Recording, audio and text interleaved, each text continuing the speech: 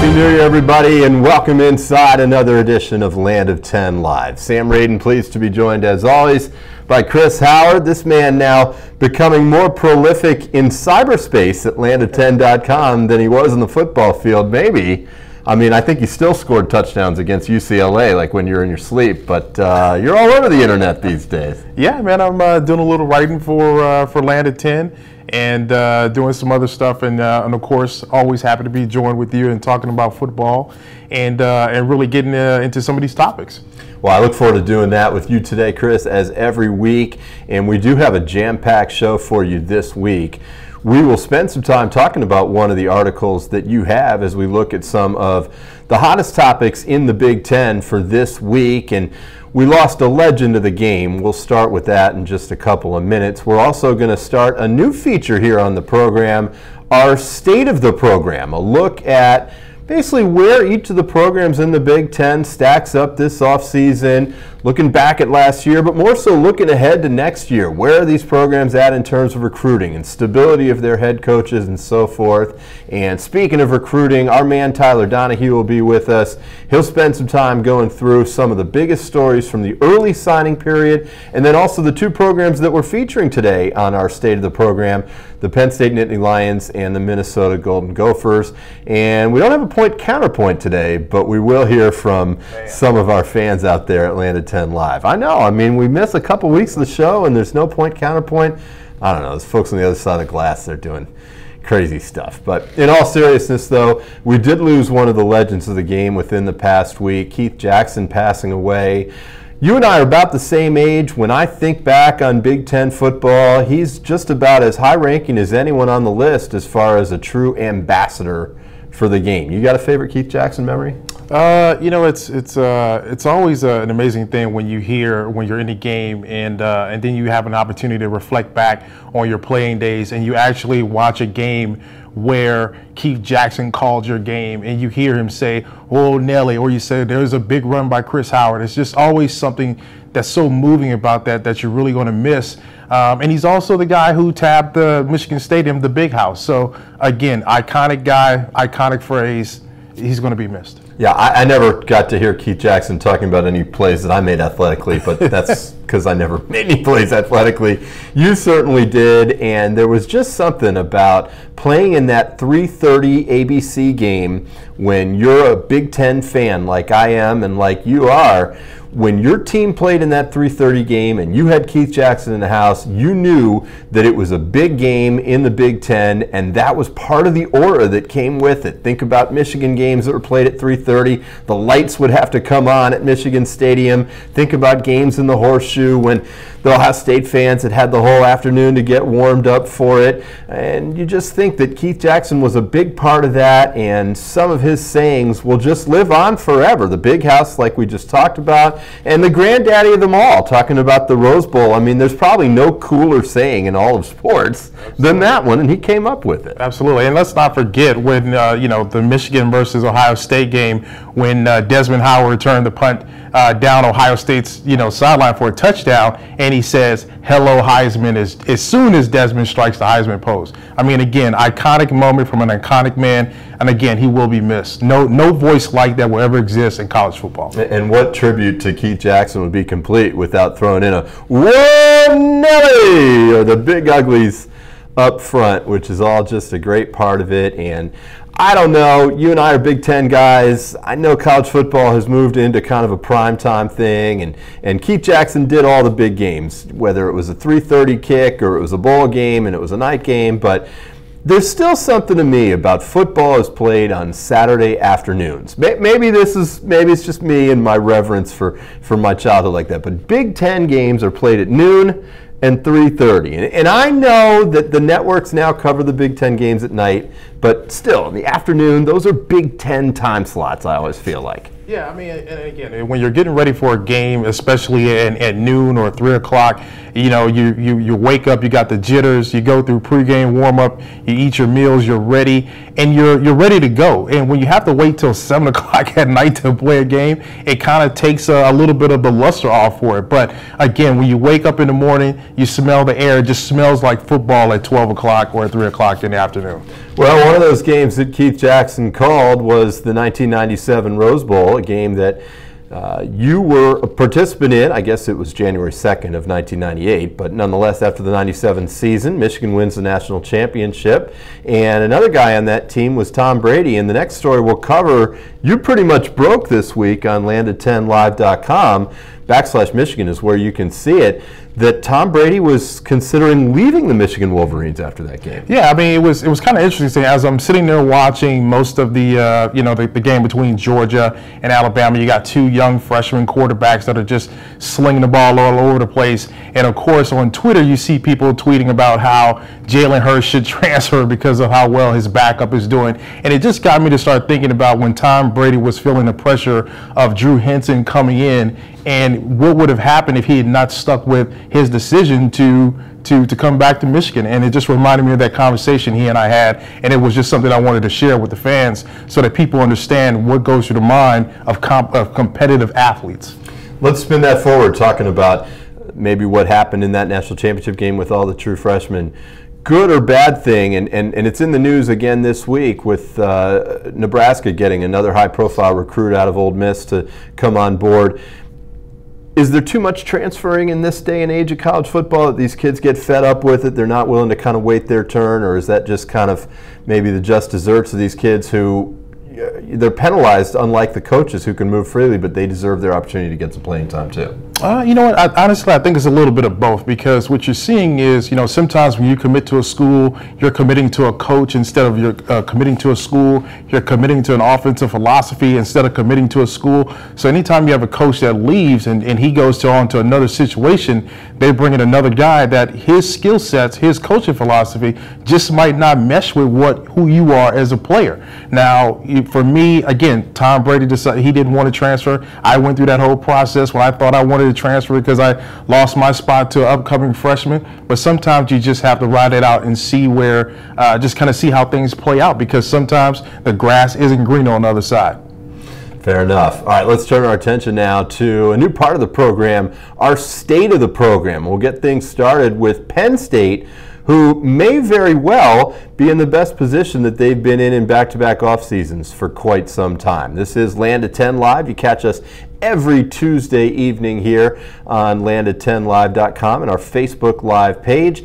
And talking about the Penn State Nittany Lions, to think that it was just about, what, a year and a half ago, a year and some change ago, when before they pull off that upset of Ohio State, boy, I don't know, James Franklin could have been in trouble. This whole thing could have been different, and now he's probably got as much job security as any coach in the Big Ten. Yeah, absolutely. I don't think Penn State fans had actually bought into the James Franklin area even when he was hired. But, of course, everything changed once he beat Ohio State. He goes on that magical run, wins a Big Ten championship. So now, of course, everyone's bought in, even recruits. Everyone's excited, and they should be excited considering where the program was a few years ago. I mean, if there was ever a candidate for the death penalty, Penn State probably was a candidate for it. But, they survived. They went through the sanctions. James Franklin, he comes in, he changes the program around. He basically, with all the sanctions they have, really got that team on the right track. Well, and maybe a testament to that is twofold. Something you touched on in recruiting, which we'll talk about in a second. And remember, Tyler Donohue coming up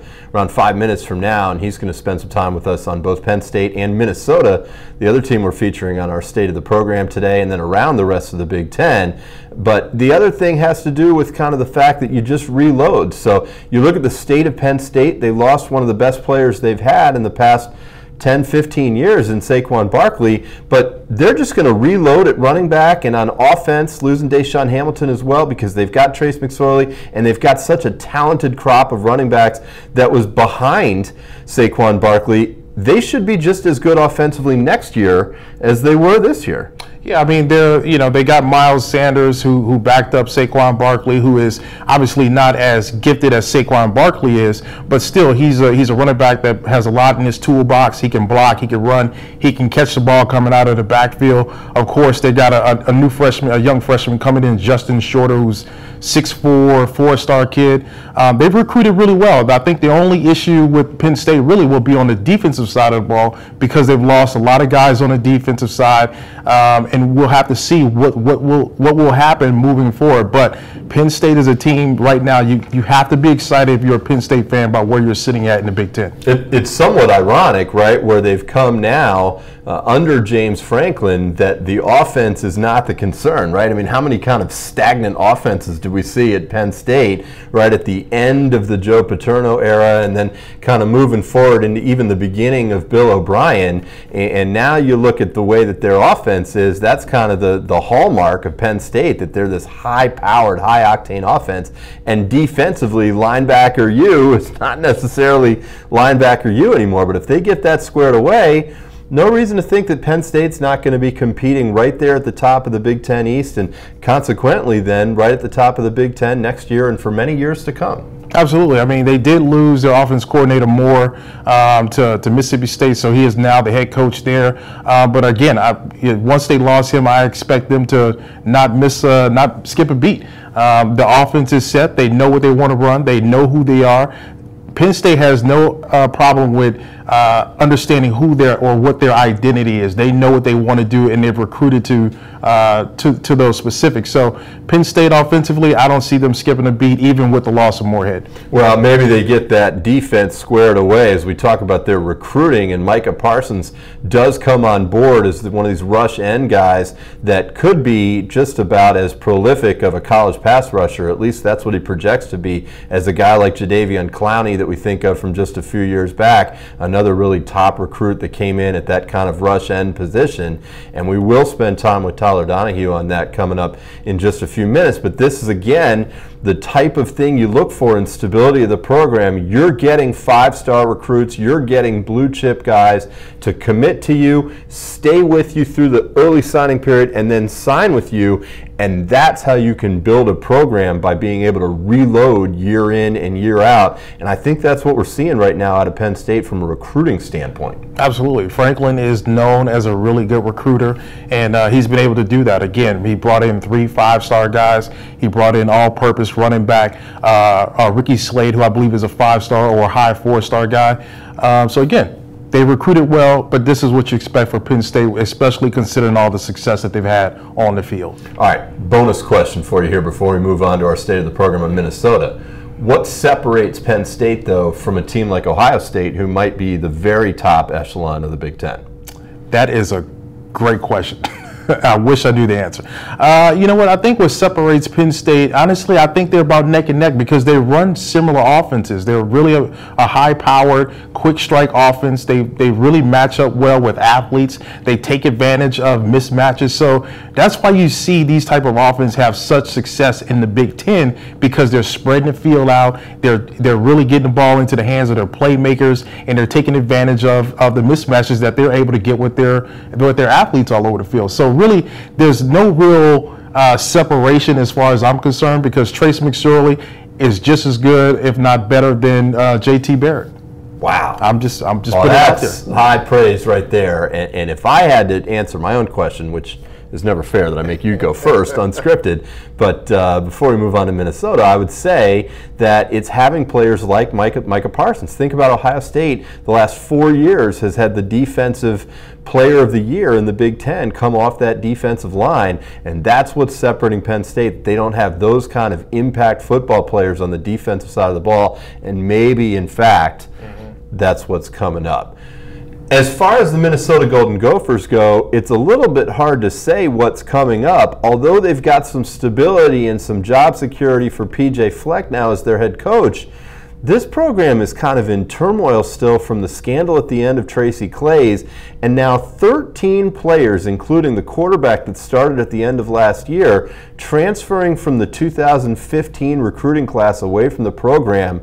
This thing is going to have to maybe get a little bit worse before it gets a little bit better, as far as I'm concerned, for Minnesota. Yeah, absolutely. I mean, listen, PJ Fleck, he was hired for his personality, his high energy, his ability to get teams motivated, to fire guys up, to fire the fan base up. That's why he was hired, because he was a high energy guy. But, you know, make no mistake, PJ Fleck has some real issues ahead of him coming into this Minnesota program. And don't forget, Minnesota won 9 games before PJ Fleck got there, and in his first year, they're now 5-7. So Minnesota has some work to do.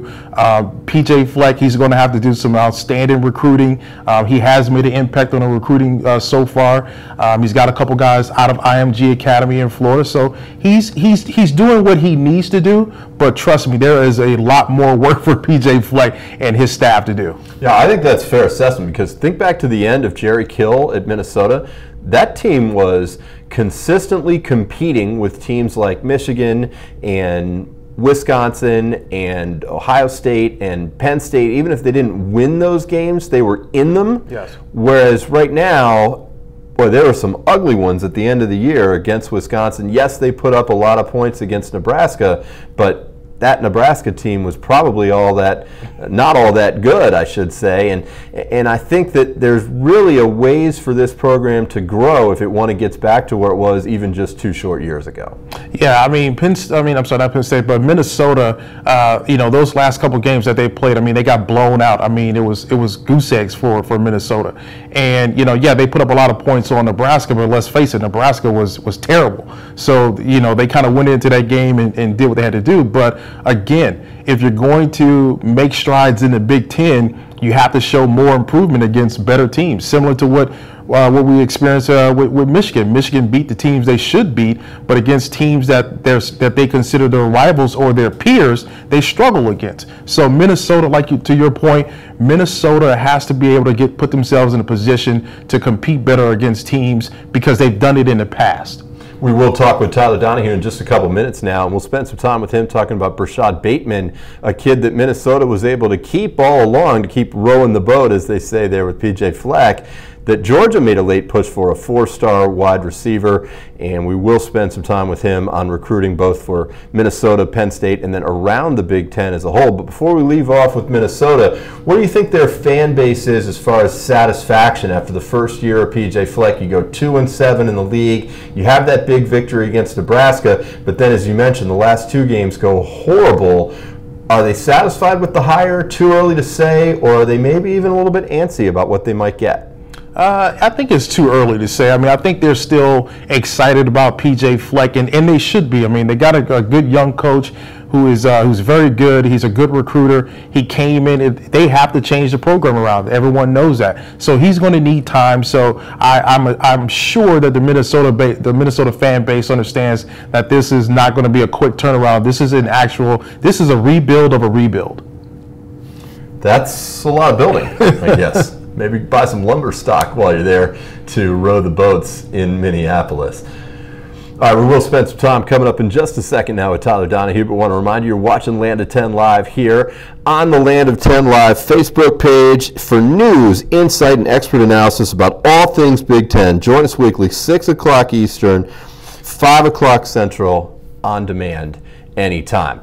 Let me just continue flipping the script on people as we welcome Tyler Donohue into the program. Why go back to Penn State if we can stick on Minnesota for 1 second? Let's do that with Tyler as we welcome him in. Tyler, you get a chance to catch up on your sleep now that the early signing period is over, or you're already working for National Signing Day coming up on February 7th? I'm somewhere in between, Chris and Sam. Good to be with you guys. But yeah, ready to talk about a lot. Some loose ends remain after the early signing period. All right, we'll get to some of those, and we will spend some time about what happened with Ohio State and some of the guys that they lost out on in the early signing period. Let's spend a couple seconds on Minnesota, though. I mentioned Brashad Bateman, a 4-star kid that PJ Fleck is able to hold on to despite a late push from the Georgia Bulldogs coming out of the state of Georgia. What kind of impact have you seen PJ Fleck having in this offseason for the Minnesota Golden Gophers? I mean, people are psyched about getting in a room with this guy. He's one of those, coaches where you spend a visit on campus, you go home, can't stop smiling because he sold you on the program. He did the same thing at his last stop, and he won 5 games this year. But it's important to remember Western Michigan, he won one game his first year. A few years later, they were in the Cotton Bowl. So there is a litmus. There's a litmus test that he's already passed as a coach. I think overall, what I really like about this Minnesota class, aside from its depth that hasn't always been there, is what they're doing in the offensive front. Curtis Dunlap and Daniel Faalele. Took me a while to get that one down, but he became a name to know in this class. Two of the top offensive linemen in terms of sheer size, both of them over 360 pounds. Faalele was a guy who blew up before he ever played a game. He came over from Australia at IMG Academy, got a ton of offers, raw, but saw him at the Under Armour game, 6'8", about 400 pounds.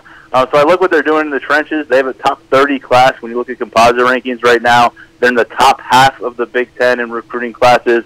And in my opinion, that's a big step forward for Fleck and the Gophers as they look to build a foundation. Tyler, talk to me a little bit about Victor Viramontes. He was actually a one-time Michigan commit. Now that they've had a transfer at quarterback position, what do you think? What do you think is going to happen with Victor Viramontes? Is he going to get any action going into his freshman year? I mean, I think he'll certainly have an opportunity, to be the guy, to end the years of Minnesota's quarterback struggles. I mean, when's the last time we talked at length about a Gophers quarterback? This is a guy, that I think, you mentioned he's got a little bit of a winding road to get there. He's going to get to campus, happy and ready to get to work. He's not somebody who's going to be completely unfamiliar to the process. And I think with Victor, I mean, I wouldn't say anything is promised in these kind of situations, but I have to imagine he's on the same page with PJ Fleck, knowing that he will get some spotlight during spring camp, get an opportunity to earn more reps as things progress, and would not be surprised at all if he's the guy that Fleck goes with, and just tries to sink his teeth into as far as developing someone they can count on for the next few years. Tyler, I'm writing down that name, Faalele. What'd you say, 6'8", 400 pounds? Just in case I ever meet him, I want to make sure that I know how to. He's a hard guy to miss. I'm writing that down. Not messing that one up. But I do want to talk about Penn State. Obviously, the jewel in their cap right now is to land Micah Parsons, but it seemed like they had exactly the kind of early signing period that they were hoping for to get this year off to a great start, and that they are making a name for themselves as far as one of the programs on the rise in terms of not just in the Big Ten, but nationally on the recruiting landscape. Yeah, and that's reflected when you look ahead to 2019. They've offered almost 100 players in the high school junior class, only 2 of them in Pennsylvania. James Franklin is taking advantage of a rise in national awareness about what Penn State is doing and capitalizing it with recruiting. I think it was basically a dream scenario for them back in December with the early signing period. You bring Micah Parsons back into the fold. That just never happens on the recruiting trail, where you see things go full circle with a player of that caliber, a top 10 talent, ended up back in the class from which he decommitted. You add Jason Away under the radar. It was one of those new phrases that I like to use now, the silent signing. That's something that's new in college football. Jason Away signed the final day of the early signing period, and then the 4-star defensive end announced his decision a couple weeks later at the Under Armour All-America game. And oh, by the way, I think this went a little under the radar. Jahan Dotson, who was the top wide receiver prospect in Pennsylvania, he ends up flipping his commitment from UCLA. Things were changed there with Chip Kelly and the new staff. He flips over to Penn State. He's a guy that I thought Penn State would have been really boosted by bringing into this class all along, one of the better slot receivers in the country. So they got kind of the cherry on top during the early signing period. They got 22 guys already in this class, and now they are just so laser focused in on the final few pieces they want to add to the mix. But no doubt about it, James Franklin is amped up, and it's the 3rd straight year in which Penn State has signed the #1 prospect in Pennsylvania, but they're doing it all over the country. 2 guys from Texas, 2 guys from Florida, and a bunch of players in between. 11 states represented in this class. Let's switch gears, Tyler, for a second to Ohio State. If Penn State makes that big splash by getting Micah Parsons, as you said, to come full circle, maybe Ohio State, although they're still on pace to have a great class, and they've been putting up great classes from Urban Meyer's days and before, but maybe 2 high-profile guys that they do not land in the national signing period, or the early signing period, I should say. What's the inside scoop of what happened with Jackson Carman and Emory Jones? Why didn't this work out for Ohio State? You know, it seemed for a while that Emory Jones was trending away from Columbus, despite the fact that, you know, he would reiterate his commitment. You know, when you got a guy taking those kind of looks elsewhere, closer to home, that late stage, not exactly shutting down the recruitment, doesn't make you feel good. I think the presence, all along for me, the presence of Tate Martell, Dwayne Haskins, two of the very best quarterbacks in each of the past two recruiting cycles. I don't care who you are, that's a pretty daunting depth chart to climb with JT Barrett departing and this competition in flux now with Ohio State. I wasn't surprised by Emory Jones, even though with Jackson Carman, there seemed to be, I don't want to say friction, but, you know, he kind of jumped onto that bandwagon with Micah Parsons and some kind of Twitter back and forth, and Kirk Herbstreit was involved. You know, I don't know if that's something that stuck with him necessarily, but despite the fact that he was an Ohio guy, you know, viewed up there with the likes of Orlando Pace in terms of offensive linemen from that state, I just felt like the longer it went where Ohio State wasn't getting that commitment after his senior year, just felt like it was a risky situation, whether it was going to be Southern California or Clemson. I can't speak to the fact about what Dabo Swinney may or may not have said about the career longevity of the coaching staff, and whether it be Urban Meyer or all the way down. We heard about Larry Johnson with some of the defensive players, but the way it turned out, it was a surprise that they didn't end up with at least one of those players. They've got a lot of pieces still in play. I think they're going to end up getting a guy this Friday at four-star defensive lineman Tyler Friday out of New Jersey. But, yeah, we look at Urban Meyer as a closer up there with the likes of Nick Saban when it comes to February. I still think he has a chance to do that. But I do wonder if some uncertainty overall about his coaching staff, whether it's Greg Schiano, whether he was leaving, Larry Johnson, whether he was retiring, and just some of the moving parts. I do wonder if that played a role in giving some prospects. I know it did with Jason Away with the age of Larry Johnson. Just wonder if that gave some prospects reason for pause and maybe made the difference when it got down to it for Ohio State. Well, Tyler, you know, I'm a Michigan guy, so I'm never going to be too upset about Ohio State missing on a couple 5-stars. So, but I want to talk about Scott Frost in Nebraska now that he's the head coach there. What is a realistic expectation for Scott Frost going into his first recruiting class? I mean, I think a realistic expectation is maybe he can get some things done in the Sunshine State. You know, considering what he just did down in Central Florida and the parade they just had there in Orlando, I think he's built up a lot of credibility with Florida players and Florida high school coaches through his time with Central Florida. So, you know, that leads me to some names like Jayshawn Corbin, a 4-star running back from Brevard County. I think that's a guy that you watch closely. He's going to be visiting them soon. Dominic Watt, who is from Hollywood, Florida. He's a wide receiver. I think, you know, those are some of the names to keep tabs on, but I think a nice way for Frost to kind of bridge from job to job would be to continue recruiting Florida. No matter where you are in the country, you can't go wrong by recruiting well in Florida. I don't care what conference you're playing in. So that's something that I think he can maybe you know, carry over immediately. You know, Nebraska right now, you look at them, they're just barely in the bottom half of Big Ten recruiting classes in terms of composite rankings. I expect that to change. I will say, really like the acquisition of quarterback Adrian Martinez. He was the guy who was committed to Cal for a while. Spoke with him after the Under Armour All-America game. He never saw himself in Nebraska, but you know, it was kind of serendipity. Frost ends up there. He needs a quarterback. Adrian Martinez is available, and now he's on campus as an early enrollee, ready to compete to replace Tanner Lee, who's gone to the NFL. So I think that was a really nice pickup for him. Always good to get that quarterback in place, especially one that you found and picked yourself. Yeah, pretty good quarterback to recruit quarterbacks there now as the head coach of the Nebraska Cornhuskers. Tyler, we always appreciate your time. Next week, let's do it again. Let's get some more storylines as we get closer and closer to National Signing Day coming up on February 7th. Anytime. I look forward to it. Have a great night, guys. All right, Tyler, thanks so much. Tyler Donohue is our recruiting guru here on Landed 10 Live. Good stuff there, plenty to chop up. Do want to spend a little bit of time with you, though, interacting with our fans. You want to sound off to something that Chris or I says, head to our Landed 10 Facebook page and get yourself a voice in the action. Make yourself a part of the program here. We'll read some of those when we come back.